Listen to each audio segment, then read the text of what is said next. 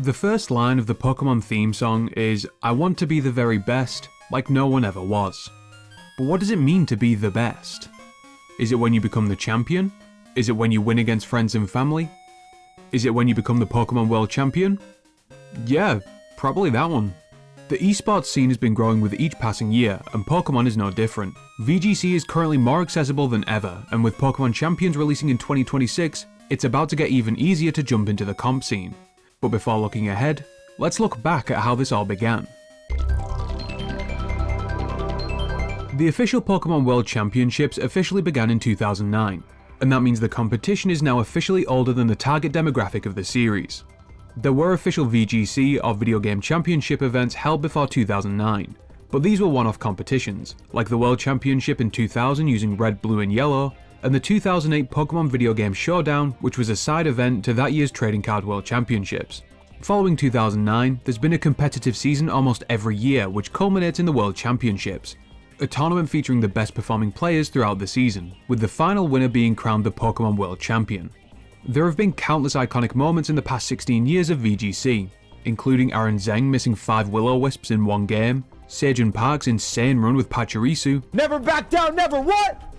Never give up! And more recently, Wolfe con Perish. Wolfe con Perish. There has never been a better time to enter the world of VGC, even if you're as inexperienced as a 24-year-old man-child whose favourite Pokémon is a spicy monkey. Competitive battling is something that I never really got into while playing Pokémon. I thought I'd already achieved the title of Pokémon Master by learning the type matchups and beating the post-game. But this perception was quickly shattered when I played in a small local tournament in 2013.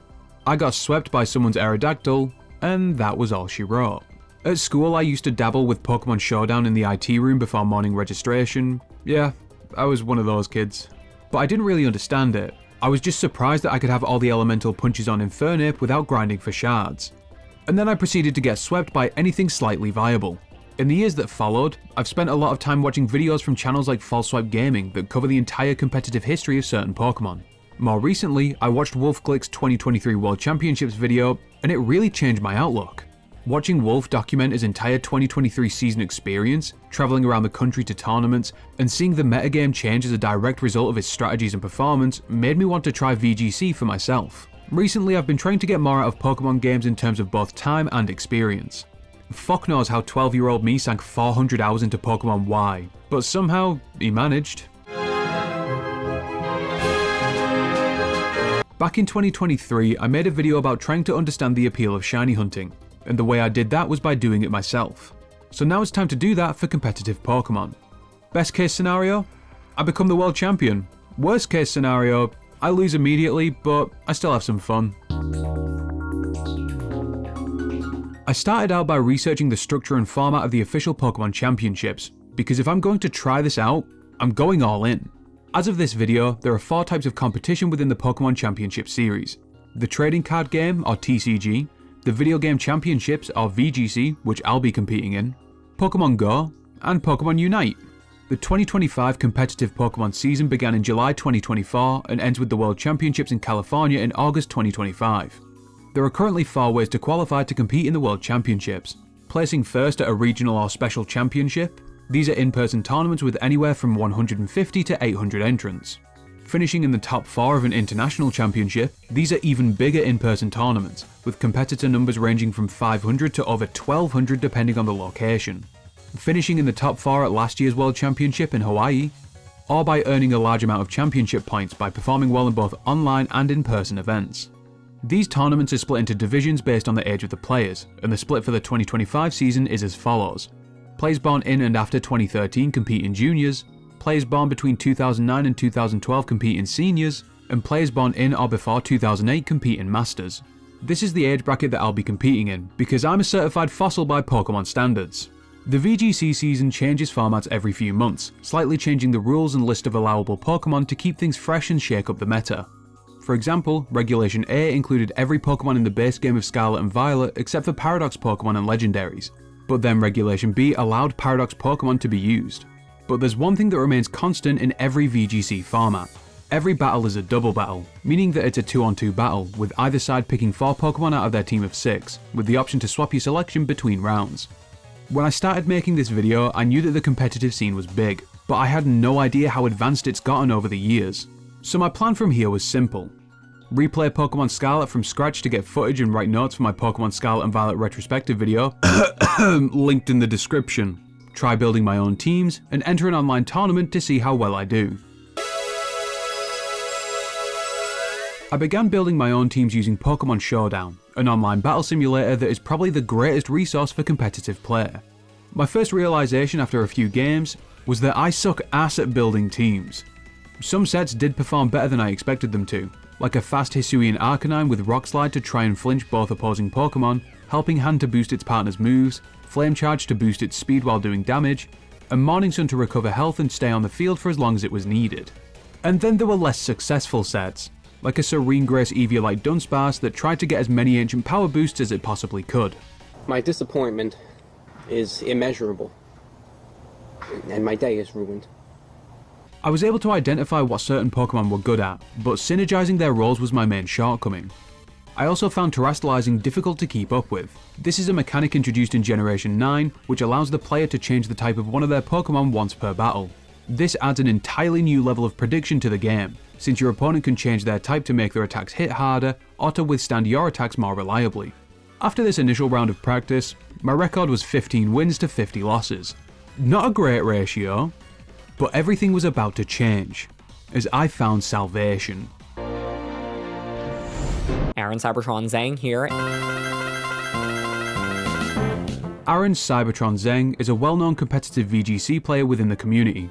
During his career, he's won 5 regional championships, 2 national championships, and qualified for 9 world championships, going on to place 3rd at 2013 Worlds. In recent years, he's become a partnered caster and commentator for official events and creates content on YouTube about competitive Pokemon. In other words, he knows his stuff. He produces a series of YouTube videos called Road to Ranked, where he provides an overview of popular teams being used at tournaments, and then uses them on the ranked ladder of Pokemon Scarlet and Violet to demonstrate their strategies, strengths, and weaknesses. His YouTube channel is a great resource for people wanting to get into the competitive scene. So I decided to try out a team that he covered, with a Blaziken which used coaching to buff its teammates like Dragapult and King Gambit, with redirection support from an Eviolite Electabuzz using Follow Me.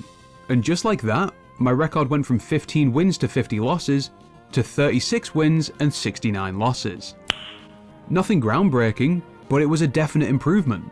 After this round of practice, I decided to watch the live stream of Day 2 of Birmingham Regionals, and I found that my Showdown experience was actually beginning to show. I was able to recognize strategies being used by actual VGC players, like the Mouse Hold and Annihilate beat-up combo or Terra Dragon Dragapult being used as a sweeper. I found that having a better understanding of the game and the strategies at play kept me much more engaged as a spectator. Slowly but surely, it was starting to click. I decided to experiment with another team from Aaron Zhang, a modified version of the team that won the very first regional championship of Pokemon Scarlet and Violet using the combination of Dondozo and Tatsugiri. I was beginning to recognize the counters to the team on my own and trying out ways to overcome them, with one of these being Trick Room. Trick Room is a move that reverses the order in which Pokemon move, with slower Pokemon moving before faster ones and potentially becoming offensive threats. And this can be even worse if your strategy revolves around making your team faster through things like Tailwind or Swift Swim. After this round of practice, I surpassed 1400 ELO, which is Showdown's internal rating system, and now I had a record of 66 wins to 89 losses. Things were beginning to look up. At this point I was really enjoying myself, and I was pretty deep into the rabbit hole of VGC, and it was here that I made an impulsive decision that would drastically change the rest of this video. I decided to register for the Birmingham Regional Championships in January 2025, a tournament that was only 2 months away. But there was something that I needed to do before feeling ready for an in-person tournament, competing in the December Grand Challenge. The Grand and Global Challenges are a series of online tournaments held over a set period of time, usually a weekend. These online tournaments were introduced back in 2020, since people were unable to leave the house, because the hype for the Final Fantasy VII Remake was just far too much to bear.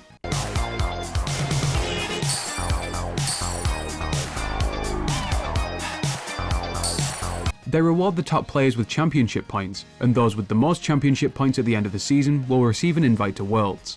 This online tournament would be using the Regulation H rule set. Unlike most formats which are more lenient than their predecessor, Reg H was actually more restrictive than Reg G. In this format, all Legendary and Paradox Pokemon were banned, but everything else from the base game, the Teal Mask and Indigo Disc expansions, and anything transferable from home was fair game. And this meant that more obscure Pokemon were beginning to see higher usage. Prominent picks were Sneasler, whose Diaclaw has a 50% chance of leaving the target poisoned, paralysed or asleep, and Torkoal, whose combination of Drought, Choice Specs, Terrifier and Eruption essentially turned it into I decided to stick with the Dondozo team that I've been using most recently, since it was the team that I was most familiar with. The deadline to submit my team was only 3 days away, so I needed to start team building immediately. But I'd only just finished the post-game of Scarlet, and I was adamant that I'd build this team without buying the DLC. I already had some pre-existing knowledge on Pokemon breeding and passing down IVs, so I spent some time looking for a 6-star Ditto Terra raid, which was guaranteed to have 5 perfect IVs. Finding this seemed pretty impossible, so I completed every single Terra raid I could find. I needed the Terra Shards anyway, and I was desperately trying to build a long bridge between the raid Pokemon and my team through their egg groups, like Bellibolt and Dragonite both being in Water 1. It was gonna be messy, but if the only way to stand a chance was to show up with a team looking like the fucking McPoyle family, so be it. Luckily, a few hours later, I was able to join a 6-star Ditto Terra raid. The host used a Magikarp, which the Ditto instantly transformed into, making the raid extremely easy. From here I threw a Destiny Knot onto Ditto, and spent the rest of my night picnicking with a Pawmot to craft the perfect specimen to begin my VGC takeover. Breeding in this game sucks dicks. Scarlet and Violet made this process so much more tedious. It took me all night to just get a Pawmi, and at this point I only just found out that Gimmighoul can't be bred. So it was time to turn to alternative methods. Remember kids, White Monster and a Broken Heart can only take you so far. In the current games you can buy almost everything to build the perfect competitive Pokemon. Bottle caps for IVs, supplements for EVs, and mints for natures. Now, if I asked you what the biggest problem about performance enhancing drugs was, what would you say? That's right, the cost! The best way to grind for money without feeling the ramifications of a decision made by Todd Howard in 2006 People will buy anything. is the Academy Ace tournament. So I rocked up to the tournament with a dripped out Urshifu and rinsed every student and teacher in Naranja Academy, which netted me about 100,000 Pokédollars in 20 minutes. It wasn't ideal, but I refused to buy the DLC just to use the item printer exploit. After a few hours of running through the tournament and rewatching House, Which is why Arceus created a universe with 3 states of matter. I decided to take a break by doing something almost as tedious: gathering Gimmighoul coins. In some kind of sick joke, Game Freak decided that in order to evolve Gimmighoul into this streak of piss, you needed to gather 999 coins that spawn across the entire region. There are resources online that show you where Gimmighoul coins spawn, but that doesn't make it any less boring. After gathering all of my team members, it was just a matter of evolving them, sorting out their movesets, and pumping them full of drugs. And once my money ran out, I had them slap around some wild animals to gain EVs the old-fashioned way, because I just didn't want to play the Academy tournament again. Fortunately, I only needed to change the Terra type of 3 team members, so after 3 meals in the finest establishment in all of Paldea, the team was finally ready.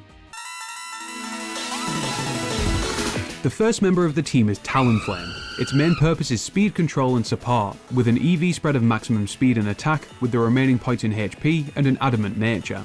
Its moveset consists of Tailwind for speed control, Will-O-Wisp to cripple physical attackers and rack up passive damage, and Brave Bird and Flare Blitz for stab attack options. The ability Gale Wings gives Talonflame's flying type moves priority when it's at full health, making it super easy to get Tailwind up on turn 1. It has a Terra type of flying to make Brave Bird hit harder and remove the weaknesses that come with its fire dual typing.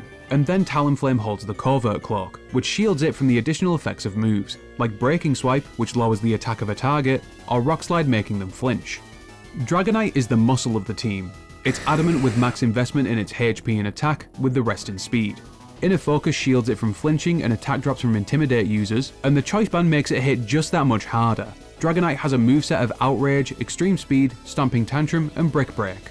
They're all strong moves, but each one has been chosen for a specific purpose. Outrage benefits from the stab bonus, Extreme Speed is a priority move which basically becomes a nuke when paired with Dragonite's normal Terra type, Stomping Tantrum gets stronger when it fails, making it perfect for VGC where Protect is so common, and Brick Break can destroy the screen support provided by Pokemon like Grimmsnarl and Whimsicott. Pawmot fits both the physical attacker and supporter role. It has maxed out attack and speed with the rest in HP. Pawmot's nature is jolly, and its ability Natural Cure allows it to heal status conditions upon switching out, which is definitely needed since Sneasler is so prolific in this regulation. Its item is the Focus Sash to allow it to survive a one-hit KO. Fake Out allows it to flinch opposing Pokemon, and Revival Blessing lets you bring one of its fainted teammates back into the game. Close Combat and Double Shock are strong stab moves, with Terra Electric giving that second one an even larger boost. Golden Goat is the team's main special attacker. The Good as Gold ability protects against status moves, and it has an EV spread of maximum special attack and speed, with the rest in HP. Choice specs make its special attacks like Make It Rain, Shadow Ball and Thunderball even stronger, and Trick lets you lock an opponent into one move while they're on the field. The combination of Terra Steel, Choice specs and a modest nature means that there isn't much that will survive a neutral Make It Rain. It's not a liquid! And then we come on to the strongest part of the team, Dondozo and Tatsugiri. Tatsugiri's commander ability allows it to take control of Dondozo, doubling its stats and acting as one Pokemon. Dondozo is built to take advantage of this, with an adamant nature and investment in its attack, speed and special defense. It's built to stick around as long as possible and be a massive pain in the arse. Firstly, its Grass Terra type lets Dondozo wall moves that would previously threaten it with super effective damage. And regarding its moveset, Wave Crash and Earthquake are strong attacking moves, Order Up gives you an attack boost if you've eaten Tatsugiri, and then Protect can be used to stall out temporary conditions, like Weather, Trick Room and Tailwind, or to get an extra turn of Leftovers recovery. Tatsugiri is more than just a pilot, since it's the only special attacker on the team other than the Money Man. A Choice Scarf paired with maximum speed investment means that it will be moving first most of the time. Tatsugiri's remaining EVs are put into special attack and HP, and giving it a modest nature increases its special attack even more. Dragon Pulse is a reliable stab move, Icy Wind provides some spread damage and speed control, and Draco Meteor is... And the last move on this set is Muddy Water, a stab spread move with a chance to lower the target's accuracy, and when paired with Tatsugiri's Terra Water, it allows it to pull off some Avatar level bullshit. The way I've described this team might make it seem unbeatable, but it does struggle with some things, like Trick Room for example, which is an even harder counter if I've already set up Tailwind. And with a ratio of 2 special attackers to 4 physical attackers, physically bulky walls will prove difficult to break through if I don't bring the right team to a game. But with the team finally ready, it was time to hop into a Discord call with one of my friends and experience the intense psychological battlefield that is competitive Pokemon. Big Rock Productions here, back at it again. Big Rock Studios, you fucking simpleton! Oh fuck, I can't remember what it was. Fake friend. Oh, this guy's played the DLC, I'm cooked. Fuck, where's the Oakbot? I'm going to Tailwind. And... Wait, no. Right, okay, right, I know what I'm doing, Will-O-Wisp the Dragonite. Fake out the Electabuzz, because it'll hit the Follow Me. I think I should have priority. I hope.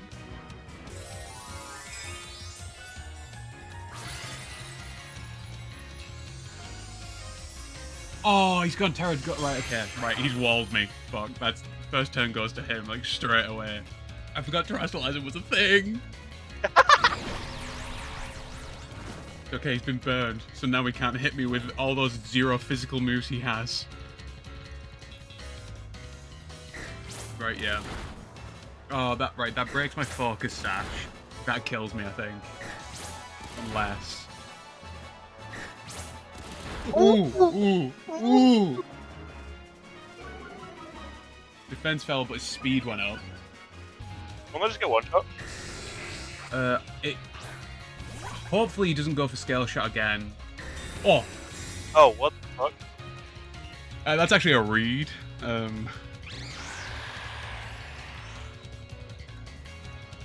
Yeah, and I'm gonna Icy Wind, I think. Do I Terra Draco Meteor? No, because it's gonna It'll just redirect it. Yeah, it'll follow me. So I think Icy Wind will hit both, and like times more. No, I'm gonna Dragon Pulse. So I'm choiced as well. Right, yeah, that's fair. So Scale Shot might kill my... It will kill my Tatsugiri. But... Oh, he's so bulky. Yeah, I was going to fucking Eviolite. Eviolite, yeah. Oh, you motherfucker. Right, okay, that's fine. That's fine. He'll not be faster now, won't he? Yeah, because he's got Scale Shot up as well, yeah. And you've been Electro Web. Yeah, so... Gonna swap out to Dondozo, I think. Yeah, that's fine. Oh no, man, we're bulky as fuck. Yeah, we're bulky. We've got like the thing up plus, right? I reckon if he does, he's gonna go for Haze next turn. Like if he has it. Oh, that is that Electabuzz gone next turn? Yeah, that Electabuzz is gone next turn. Does Protect block Haze? I don't think it does. I'm gonna Protect. Because that Burn's gonna take out the Electabuzz. Unless he swaps. No, he's not. Oh!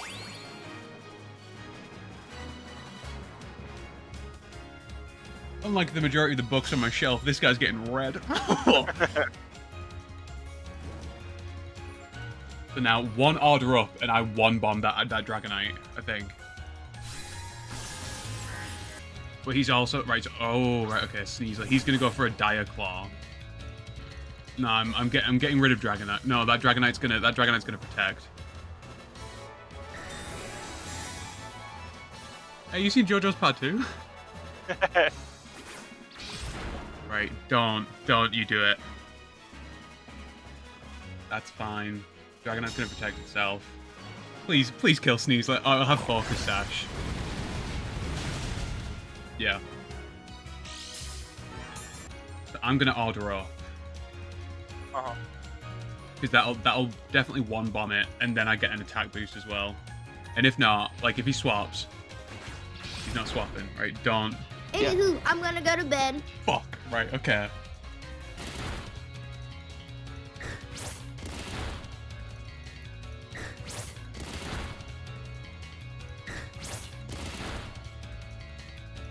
Dondozo might be gone this turn because I think I've got like a mandatory turn of Sleep.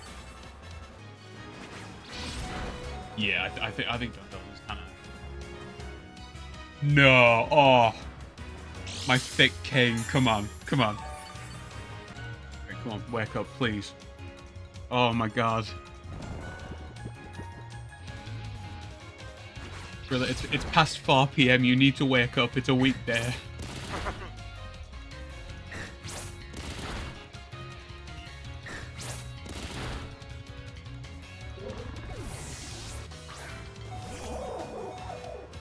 Take out the Dragonite. Or Dragon Pulse. Or... No, I'm gonna Draco Meteor because then I'll. Oh, yeah, no, I'm still choice. Never mind. Yep. A choice has been made for me. Have your team of fucking choice like. I forgot. Oh, I forgot he had Protect. Oh, that's fine. So that's just to get rid of. Fake Out. I'm gonna be cheeky. Oh yeah, no, Tatsugiri's so dead. Oh my god.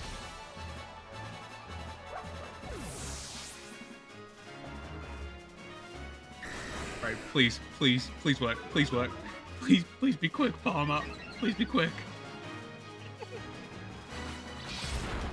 Rip. A Talonflame and a dream. Yeah, so I have been absolutely fucked here.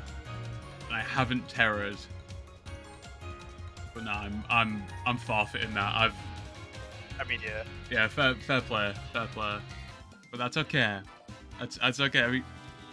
We take those. It's just one. It's just one game. Still have another 14 more. Right. Ooh, Tailwind Ursaluna. Is there a world just all in the Ursaluna? You know what? That's not a bad shout. Yeah, fuck it. Right, I'm going all in. Terra straight away. Gotta make fucking use of them.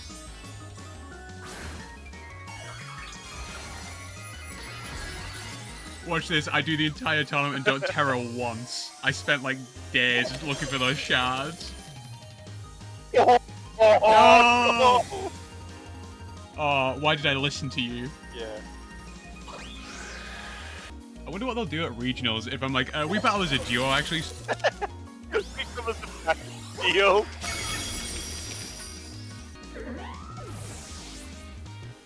Yeah, it won't be indeed. Oh, Ruh-roh.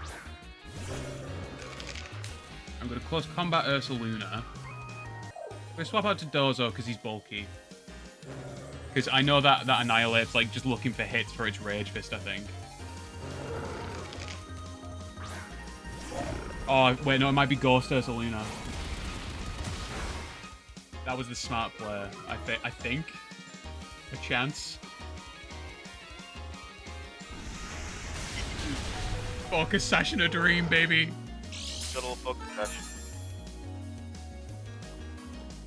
Oh, it's Life Orb. Oh shit. Oh, it's Life Orb. It's like, oh!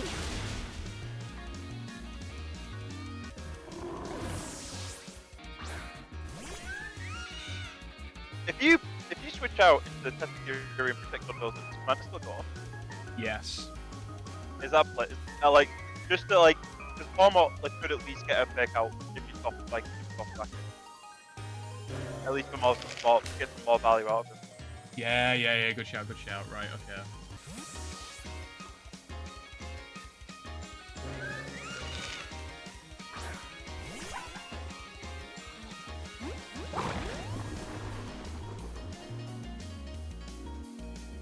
Oh, we get a speed boost as well, baby. Will that be Tailwind? No, will it? Fuck, especially with a Killer Watchel. Nah. Is he going Terra Ghost? Oh, who's gonna all in?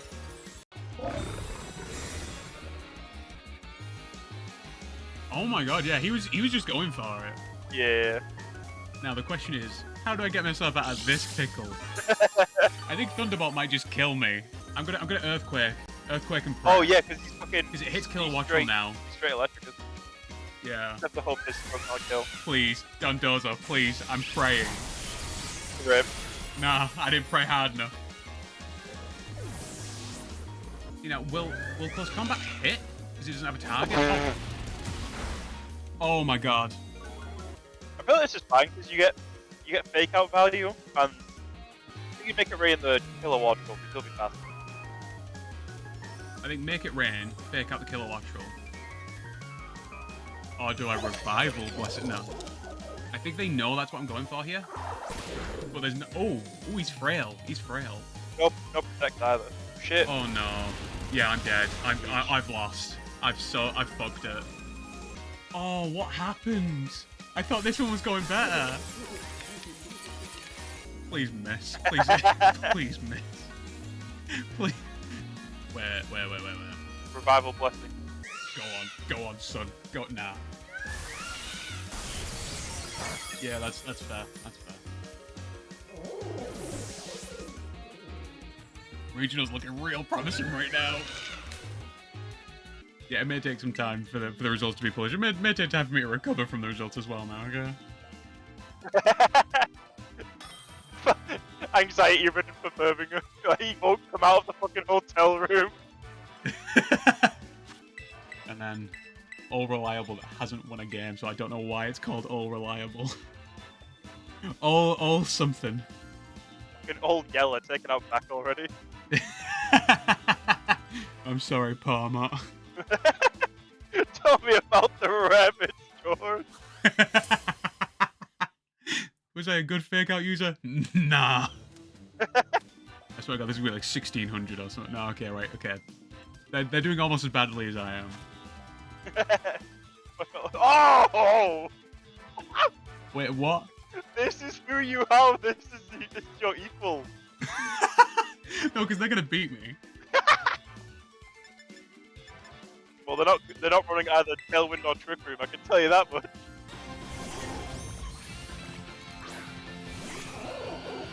All the shiny does is change hammer brown. Bruh, Mum finds the poop hammer, what then? Fake out Tandem Elf. It might go Terra Ghost. No.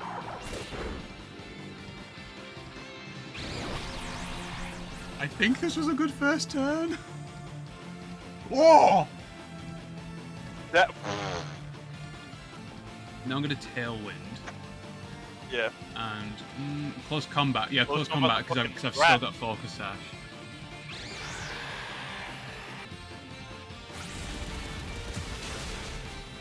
Me when I find out a rat's cooking my food in Ratatouille.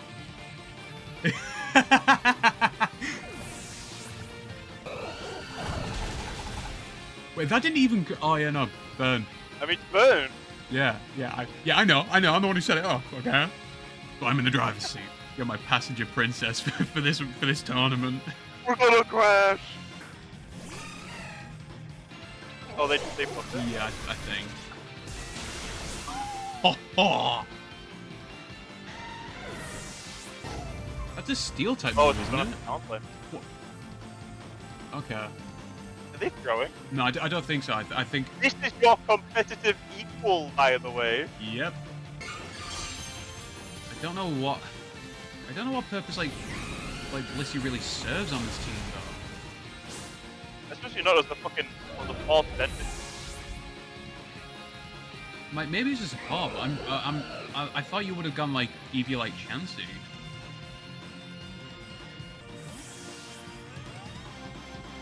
I mean, I think you could afford to fuck around. You've got one Blissey staring you down.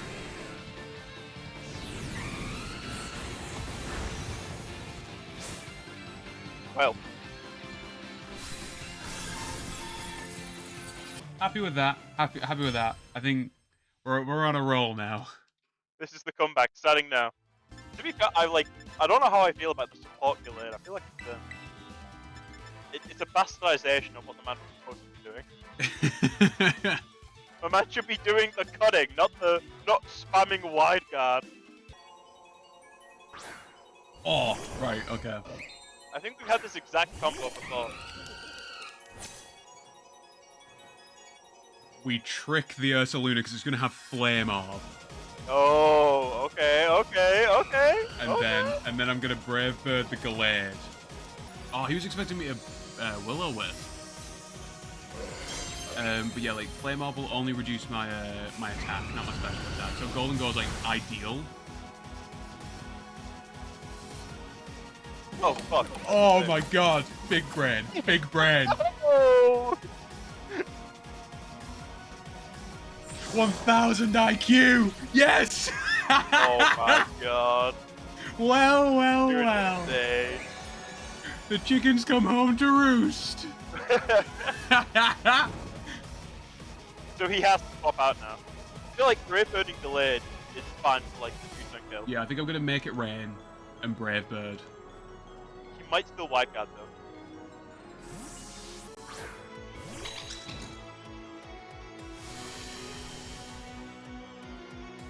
Oh, that cancels out my Brave Bird. Wait, no it doesn't. Never mind.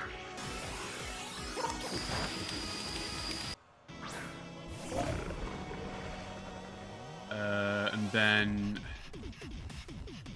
Do I trick again? I feel like just another make it rain will just fine. Do I Terror though? Probably should have terrored times like this last turn I'll be honest. Yeah, I don't think I need to. So I'm gonna swap. I'm gonna do that because that'll definitely kill them both. Never mind.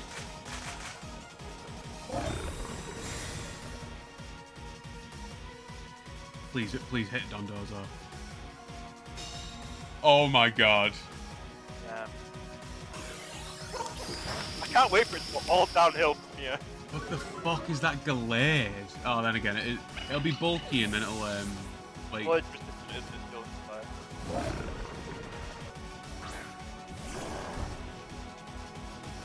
So I'm gonna swap into Tatsugiri. I think I Earthquake just because then I get rid of Gallade and I do some damage to Ursaluna because I don't think they're gonna be able to take out Dondozo in one hit. Is it worth terroring Dondozo? No, because I don't think they're gonna have anything that hits water super effectively.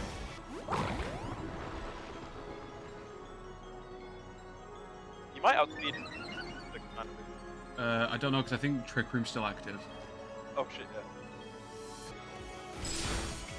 Fuck me. Don't do it. Oh, no, okay, right. I shit myself there.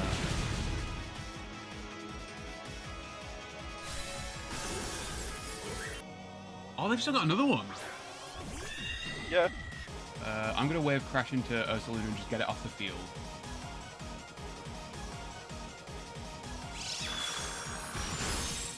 That's okay. Ursaluna might KO me here. Oh, we love bulky Dondozo.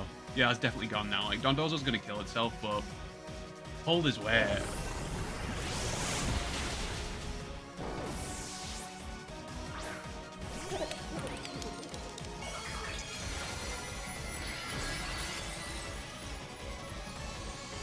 Would you look at that? I found an Ursaluna counter.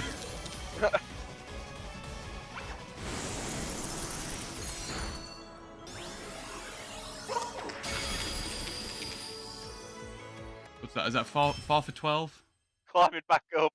Yeah, we're bringing it back. That's the first time that I've ever recorded anything live, and depending on how much I edited out, I probably have much more tournament footage. If you liked it, please let me know in the comments, and I might do a supercut of my first Pokemon tournament. At the end of the December Grand Challenge, I had a record of 16 wins to 34 losses. I didn't complete the last 5 matches because at that point I was just exhausted. It sounds ludicrous when I say it out loud, but competitive Pokemon is actually really tiring. You constantly have to think ahead. What moves are they going to use? Who are they going to target? Are they going to switch? Are they expecting me to switch? Will they Terrastalize? Is that Archaludon going to eat my entire team? It's probably the Pokemon equivalent of a streamer saying that their job is harder than a 9 to 5, but 45 matches over 3 days is quite a lot when you're a beginner. I learned 2 things from my experience here. 1. Take breaks whenever possible. I ended up making really poor decisions and my opponents were reading me like a book after I'd been playing for an extended amount of time. And 2. Fuck Trick Room. But I didn't really have any time to rest, as the Birmingham Regional Tournament was fast approaching, and I needed to decide on a team, practice with it, build it, and adjust to an entirely new format. Thanks for the money, jackass! In January 2025, the format changed once again, reverting back to Regulation G, which meant teams were allowed Paradox Pokemon, minor legendaries like Urshifu and Landorus, and 1 restricted Pokemon. Your chosen restricted Pokemon will likely be the most important member of your team, so you need to build the rest of the team around them. I had no clue what to do. Both forms of Calyrex were super strong, Zamazenta was seeing more usage, and Miraidon's been a constant of VGC since it's been allowed. How was I ever meant to choose? Why do women only like jerks who treat them like shit? Why do guys only want bitchy bimbos who walk all over them? Out of all the restricted mons available, why did I pick the whale, I hear you ask? I saw this picture of Choicebeck's Kyogre with Protect, and I laughed at it for like 5 minutes straight. That's it.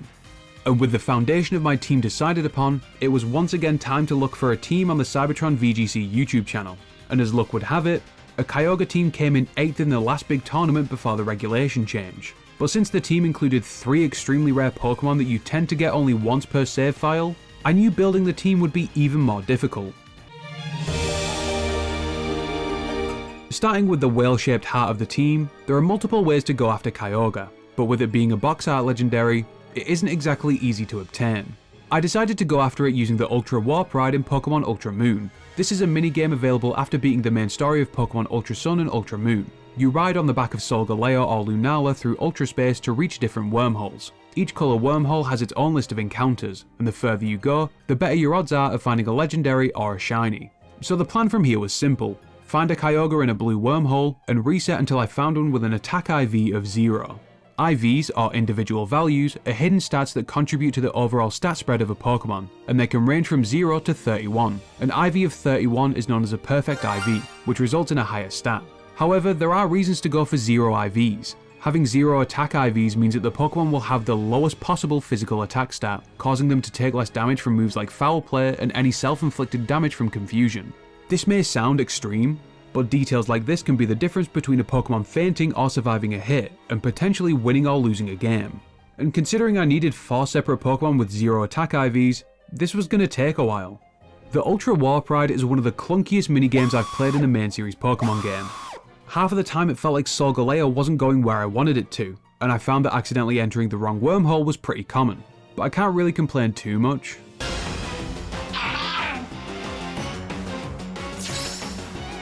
After about 2 hours of looking, I finally found Kyogre in the Ultra Space Wilds. So now all I had to do was catch it and check its IVs. But this comes with its own set of problems. Every legendary Pokemon is guaranteed to have a minimum of 3 perfect IVs. and the only way to check a Pokemon's IVs in Ultra Sun and Moon is with the judge function. This means that I'd have to catch Kyogre, return to Alola, go to a Pokemon Center, and use the PC to check its IVs, and if they were wrong, I'd reset and try again. But that's a massive time sink, and I was up against the clock. But it turns out there's another way to check a Pokemon's IVs. If you input all the information about your Pokemon into Cerebee's online calculator, it will output the Pokemon's IV spread. Now it's not exact, but it's close enough. But you have to put everything about your Pokemon into this website. Level, nature, characteristic, stats, social security number, mother's maiden name, the whole shebang. After an hour of resetting Kyogre encounters, I got one with an attack IV of 7, which isn't 0, but it'll do. And after getting my Kyogre, I spent some more time finding a Thundurus in another wormhole, since I'd need both it and Tornadus in my party to access Landorus. And speaking of Tornadus, this was hands down the worst Pokemon to find for this team. Throughout its appearance in the series, Tornadus has been a roaming legendary, post-game encounter, and a random side quest in the case of Legends Arceus.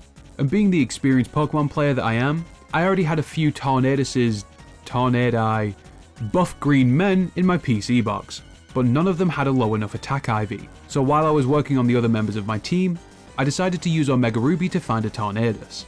In Omega Ruby and Alpha Sapphire's post-game, you can soar through the sky on Mega Latias and Latios and encounter a number of legendary Pokemon, one of these being Tornadus or Thundurus in a storm cloud depending on your version. I spent a few days checking Omega Ruby to see if the cloud would spawn, but I wasn't having any luck. It felt really odd, so I decided to check through my PC boxes in my other games, and it turns out that I'd already caught and transferred the Tornadus from Omega Ruby years ago. So this was all just a big waste of time. But I really couldn't afford to waste any further time in the lead up to the tournament. I was going to find another Tornadus, and I wasn't going to fuck it up. You want to see me do it again? My next stop on the hunt for Tornadus was the game that it was introduced in, Pokémon Black. You can find a Tornadus roaming the Unova region, bringing a storm with it wherever it goes, but it's only available after you get the 8th gym badge, which means that I have to start a fresh save file. I'd already been meaning to play through Gen 5 again, and I wanted the footage for an eventual retrospective on Black and White, so it killed two birds with one stone. Spoiler warning, Gen 5 is still peak. 15 hours later, I went to Route 7 and watched a cutscene where the player meets Tornadus for the first time. And after this, Tornadus will begin roaming around the region. The strategy for encountering it is to run back and forth between two adjoining routes and wait to see if a storm appears. If it does, this is where you'll find Tornadus. So I found Tornadus, pelted it with a Master Ball, and checked its IVs using another Cerebee calculator. They were no good, so it was time to rinse and repeat. About 4 resets later, I noticed that Tornadus' stats and characteristics were very similar to the previous reset. On the 5th reset, I realized that they weren't just similar, they were exactly the same. Turns out that Tornadus' nature and IVs are set during the cutscene when you first encounter Tornadus, the cutscene that I immediately saved after watching. 15 hours. Life is pain! I wake up every morning, I'm in pain. I go to work in pain. You know how many times I wanted to just give up? How many times I've thought about ending it? Needless to say, I needed a break from searching for a green genie, so I decided to move on to an orange one. The only positive thing to come out of my Pokemon Black escapades was that I could transfer the Tornadus to Ultra Moon so I could unlock Landorus in the first place. Just like Kyogre, it took me around an hour to actually find Landorus, encountering other legendaries like Cresselia, Uxie, and Regice along the way. Once again, I didn't leave empty-handed. It's like a reward. But eventually, I made it to Landorus. Unfortunately, this was much more annoying to catch since I'd already used my only Master Ball on the funny whale. I think that the game could kinda tell that I was slowly losing my mind, since it only took me 40 minutes to get an attack IV of either 1 or 0. This felt like a turning point. I had my shit kicked in earlier, but I was ready for round 2. After spending way too much time looking for Tornadus across other games, I needed to reevaluate my options. Without replaying any of my current save files, I could play Ultra Sun in its entirety and use the Ultra Warp Ride again, play Pokemon Dream Radar, an augmented reality spin-off for the 3DS, or do Dynamax adventures in the Pokemon Sword DLC. As tempting as it was to waste even more time, I opted to go with number 3. But that's not to say that it was quick. It took me the entire length of the unbearable weight of massive talent to even find Tornadus. By the way, it's a fun movie.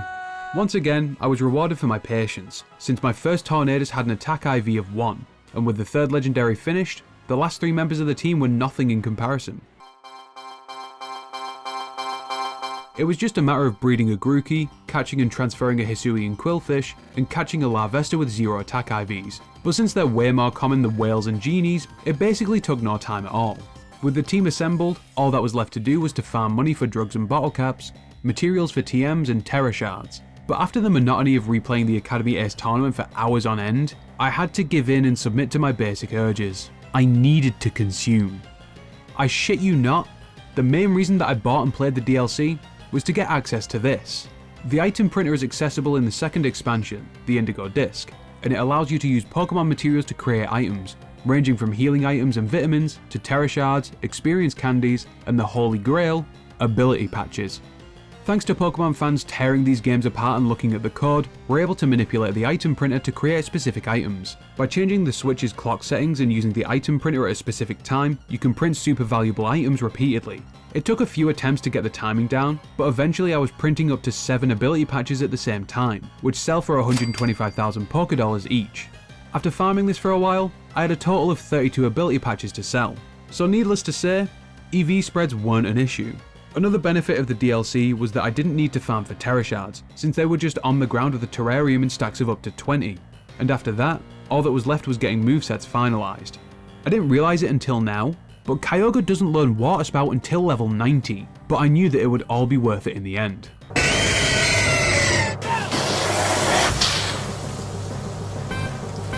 Right? And with that, the team was finished. And my god, it was glorious. Little Susie, Brianna. You know why we call her Brianna, right? No. It's a long story. Shaniqua, Helga, Miss Kitty, Jeannie. I dream of Kyogre is the backbone of this team. The majority of the other members exist to support it by powering up its moves or keeping it alive. EV investment is spread across HP, special attack and speed to allow it to survive long enough to take a few KOs and outspeed opponents during Tailwind, and its modest nature boosted special attack even further. Kyogre's moveset consists of Water Spout, which is effectively a delete button when at full health and boosted by Mystic Water. Hydro Pump is there for when Kyogre's health gets low enough to make Water Spout useless and to get around Wide Guard. But the accuracy can be the difference between taking a KO and being KO'd. Ice Beam provides good coverage, especially against the likes of Miraidon and Raging Bolt, and Protect helps to keep Kyogre safe while also potentially stalling out unfavourable field conditions, like opposing weather or Trick Room. A Terra type of Ghost is there to avoid turn 1 fakeouts and to allow Kyogre to fire off Water Spouts from the get-go, but it does make it more vulnerable to Calyrex Shadow Rider and Flutter Mane. This setup aims to give Kyogre more maneuverability than your standard Terra Water Choice Spec set, which just maximises damage. Overquill both enables Kyogre and takes advantage of the rain that it sets up, with Swift Swim doubling its speed and maximum investment in speed and attack. Outside of Trick Room, Overquill is moving first. Overquill uses Acid Spray to reduce an opponent's special defense by 2 stages, to silence any Kyogre naysayers. Outside of that, Overquill is a physical attacker with an Adamant Nature, Life Orb, and 2 strong stab moves in Gunk Shot and Crunch. Once again, Protect is here to stall or keep Overquill safe while switching out its partner. And just to make sure that those fairy types don't think about pulling any shenanigans, Terra Poison allows Overquill's Gunk Shot to do insane damage. Considering how long it took to get this motherfucker, Tornadus better be worth it. Tornadus is largely a support mon, with Prankster giving it priority on all of its non-attacking moves. It has a weirdly specific EV spread across every stat other than physical attack, and I can't really remember the specifics of it honestly. Tornadus holds the Covert Cloak to shield it from secondary effects, while its Dark Terra type is there to resist Calyrex Shadow's Astral Barrage and make it immune to opposing Prankster moves. It uses Tailwind for speed control, Taunt to shut down other Prankster Pokemon like Whimsicott and the other Genies, and Rain Dance to reset the weather to help both Kyogre and Overquill. And just to make sure it can still do something if it is taunted, Bleakwind Storm is a strong spread stab move which can also reduce the target's speed. Volcarona is another supporter, and its purpose is to piss the other player off as much as possible while keeping its teammates alive. It has Rage Powder to redirect moves, while it protects itself from other powder moves using the safety goggles, Will-O-Wisp and Flame Body to burn and cripple physical attackers, Protect because of course it has Protect, and Bug Buzz to get a bit of damage in while potentially lowering the target's special defense, paving the way for big fish to sweep. Volcarona's EVs are spread between HP, defense, and speed, which allows it to stick around and outspeed specific Pokemon in Tailwind, and its Water Terra type gives it a very strong defensive typing which pretty much walls Rapid Strike Urshifu. I think the best way to describe Volcarona is as the Todo of this team, the ultimate support partner.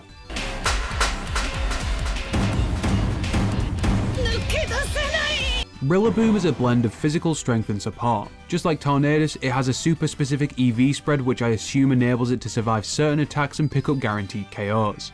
Grassy Surge overrides other terrains set by the likes of Miraidon and Indeedee, provides passive recovery, boosts the power of grass type moves, and gives Rillaboom priority on Grassy Glide. Woodhammer provides a stronger stab option, Fake Out to make opponents flinch on turn 1, and U-turn to pivot and bring in another teammate, get Rillaboom out of a dangerous situation, reset its Fake Out, and continue the terrain war should grassy terrain be overridden.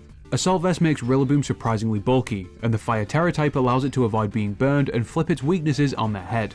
Many years ago, you'd expect everyone to be bringing Landorus Therian, since it effectively had a chokehold on the comp scene. But times have changed, and I'm bringing the Incarnate form for its higher special attack stat and sheer force ability, which ignores the secondary effects of moves in return for a 30% power boost.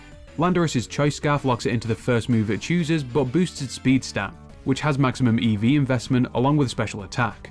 It has a modest nature and a moveset consisting of Sansear Storm, Earth Power, Sludge Bomb, and Grass Knot. Landorus is basically the backup special attacker for Kyogre, and this set is intended to make it an all-out attacker. This was the team that I'd spent the last 2 weeks building and testing, and it was the one that I hoped would put up a good fight against much more experienced players.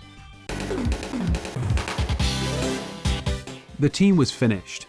The strategy of Click Water Spout was set, and it was time to head to Birmingham. I finished work on the Friday afternoon, picked my friends up, and headed to Birmingham. It was an odd feeling, and not just because we were 3 men in our 20s all crammed into a mini on their way to a Pokémon tournament, but it was because at this point, it was all starting to feel real. We checked into the hotel on Friday night, and I set my Switch up in the room to get some last minute practice in, and it was here that the panic began setting in. I was worrying about anything and everything. What if my controller suddenly stops working? Is there a lunch break? What if I get hit by a bus on the way to the venue? And how do team sheets work? What if I'm paired up with some fucking mouth breather who can't read or write, and they just hand me a crudely drawn picture of their Calyrex Shadow Rider that shitstomps my entire team? After the panic passed, we got dinner at the hotel, and I found out that you submit your team lineup online with RK9. After doing this and planning for the morning, we watched Bullet Train and went to bed. The next morning, we got our money's worth at the hotel breakfast buffet, got ready, and set off to the Birmingham NEC. And on the way I decided to get some last minute prep done in the car. Electro, Diglett, Nidoran, Mankey, Venusaur, Tata, Fearow, Pidgey, Seeking, Jolteon, Dragonite, Ghastly, Ponyta, Vaporeon, Poliwrath, Butterfree! I don't know the rest. Go on. And after paying 20 quid for parking, we entered the venue. Around the entrance there were a lot of different vendors selling cards at only the most reasonable of prices. There were also other merchandise stalls selling plushes, which they're adamant are not toys, mugs, posters, and TCG accessories. Further into the convention hall they had other kiosks where you could participate in side events, play older games like Coliseum and Stadium, and even play metronome-only battles. And at the centre of the hall was the stream setup. There were 3 separate stages, one for each division of the championships, VGC, TCG, and Go. They all had a big screen above the stage so that people could still watch the matches live. The judges would find people in between rounds and bring them up to the stage so that their next game could be streamed live on YouTube and Twitch. And just around the corner from the stages, they had the interview area where the commentators would interview players whose matches had just been streamed. From the perspective of someone who likes making videos like this in his spare time, it was really cool to see this kind of professional setup live in person. The loudspeakers announced that the round 1 matchups were now available on the RK9 website, so I used this to find my table number and I waited for the player that I was paired up against. At each table they had a third-party Switch playstand made by Hori, which you had to plug your Switch into, and they all had Ethernet connections to make sure that there were no technical issues. I was pretty nervous and I had no clue how to start the match, but the people sat next to me were really sound about it and showed me everything. The regional championship is run across 2 days, with the first of these consisting of 8 rounds of best of 3 matches. To qualify for day 2, you need to win a minimum of 6 rounds, so losing more than 2 rounds meant that you were eliminated. After this point you're free to withdraw, or continue playing all 8 rounds just for fun. I didn't take a lot of notes during my matches, since I was still trying to fully take in the experience and pay attention to the game. So if you're expecting a Wolfe Glick-like breakdown, prepare to be disappointed. My first match was against a team of Ogerpon Hearthfire, Calyrex Ice Rider, Farigiraf, Iron Hands, Smeargle and Urshifu Rapid Style. Game 1 was pretty one-sided. I was still getting over my nerves in this new environment, and I let my opponent set up Trick Room really easily. But I ended up winning Game 2 thanks to a clutch freeze from Kyogre's Ice Beam. Unfortunately, I did lose the third game, which resulted in me losing the set overall. But I don't think it was a complete shit show, since I managed to get my bearings and I still enjoyed myself. And afterwards my opponent actually gave me some helpful feedback on my team, suggesting potentially swapping Rillaboom out for Serena in future. My next opponent had also lost their first game, and it happened to be their first time competing too. They ran a team of Calyrex Shadow Rider, Whimsicott, Okidogi, Roaring Moon, Amoonguss and Chi-Yu. I specifically remember the Chi-Yu being nicknamed Calc This, but this little fish looked awfully thirsty. The team relied upon Tailwind support from Whimsicott and featured a Terrasteel Okidogi with Bulk Up. It was a really interesting set which caught me off guard. I lost the first game, but I brought it back by winning games 2 and 3. And with that, I'd won my first official VGC match. I went into round 3 with some more confidence and faced a team of Calyrex Shadow Rider, Clefairy, Rillaboom, Roaring Moon, Urshifu Rapid Style and Incineroar. I immediately clocked that the Clefairy was there for redirection, so I made sure to bring Overqwil to take care of it. I took the win in game 1, but then my opponent proceeded to read me like the very hungry caterpillar in games 2 and 3, resulting in an overall loss despite their Roaring Moon being frozen for 6 turns. I went into round 4 with 2 losses, so losing this round would eliminate me from the entire tournament. This was also the case for my opponent, so neither of us could really afford to lose. Their team consisted of Rillaboom, Koraidon, Chi-Yu, Raging Bolt, Porygon 2, and Venusaur. Their main strategy was to set up the sun to activate Raging Bolt's photosynthesis and Venusaur's chlorophyll, which then allowed it to outspeed my team and land an insane number of sleep powders. They said that Venusaur was their favourite Pokemon, and I really respect them for finding a way to make it viable. I took the win in the first game, making sure to bring Landorus to counter Raging Bolt, but the Venusaur kept my team pretty sleepy in game 2, which led to a loss. The next round was pretty intense, since at the end of it, one of us would definitely be going home. Game 3 devolved into a continuous weather war between Koraidon's sun and my Kyogre and Tornadus making it rain. It was the longest game that I played that day by far. I distinctly remember the majority of the tables around us being empty by the time the round ended. I was able to win in the end, but it was a really close match that could have gone either way. Round 5 saw me face the most unorthodox team that I'd encountered in Regulation G. It was a mixture of format staples like Farigiraf, Annihilape and Tornadus, and Pokemon that I never expected to see here, like Raichu, Bronzong and White Kyurem. Game 1 went to my opponent after a pretty close back and forth. I was once again facing elimination, but I didn't let the pressure get to me. I was making it to day 2. I came here seeking glory. I was ready to— They hit a crit blizzard on turn 1 and one-shot both of my Pokemon. There was no way that I was bringing it back since literally half of my team was weak to ice. So from here, my tournament run ended pretty quickly.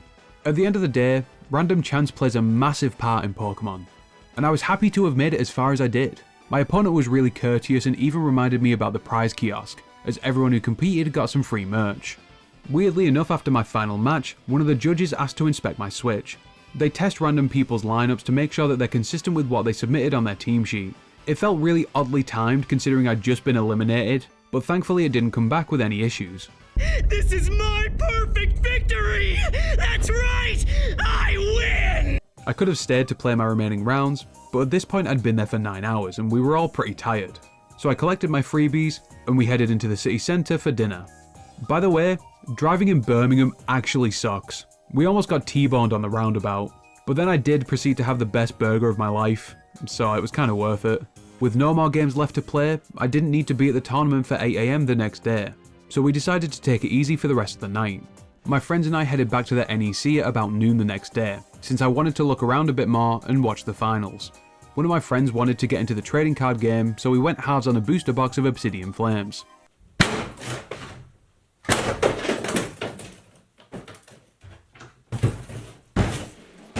What's up, guys? I hope you like Charizard. We all took a seat to watch the finals on the big screen, and by this point a pretty sizable crowd had formed. I've never really understood the appeal of football, which is odd considering how influential it is in the UK, but I kind of started to understand it, because I was watching the final with other people who loved the game as much as I did, and they came to either watch it be played at the highest level, or had aspired to play at that level themselves that weekend. There was one moment in the finals where a Thunderbolt paralysed an Incineroar, which was then unable to move that same turn. The reaction felt like a nerdier version of this. Well, The move Thunderbolt has a 10% chance to paralyze the target, and a paralyzed Pokemon then has a 25% chance to be fully paralyzed and unable to move. Everyone who was watching understood how unlikely that was to occur. It felt kinda cool to watch this in a room full of people who were as invested as I was. The finals ended with William Basilino being crowned champion and securing an invite to Worlds. And with that, the tournament was over, and we headed home the next day. While I was at the tournament, you know I had to give in to the green goblin that is my habit of spending money on trinkets. And I think I ended up with a pretty decent haul. I got a Surging Sparks playmat, custom water bottle, commemorative TCG card, and some adverts from the free goodie bag for competing. And from the vendors inside the venue, I got an Infernape plush for me, and a Giratina plush for a friend who couldn't make it to the tournament, a tube to store my new playmat, a full art Dondozo card for my collection, a deck box featuring Rosa and Serperior, and some decent pulls from my half of the booster box. The purpose of this video was to understand the appeal of competitive Pokemon, and I think it was a success. But I don't think that there's one single reason that everyone enjoys competitive battling. I've found so many myself from this experience.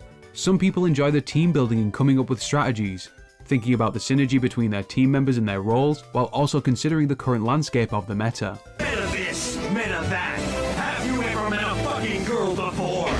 The battles themselves feel like the polar opposite of playing the story of a Pokemon game. Your choices hold so much more weight, with a single turn having the potential to swing a battle in either direction. It's an analytical experience where you need to constantly consider your opponent's next decision and how they'll expect you to move. This might be an insane reach, but I genuinely believe that competitive Pokemon is similar to chess, in terms of the level of prediction and understanding that you need in order to reach the highest skill level. Oh my god! Outside of the game itself, you have the people that make competitive Pokemon what it is.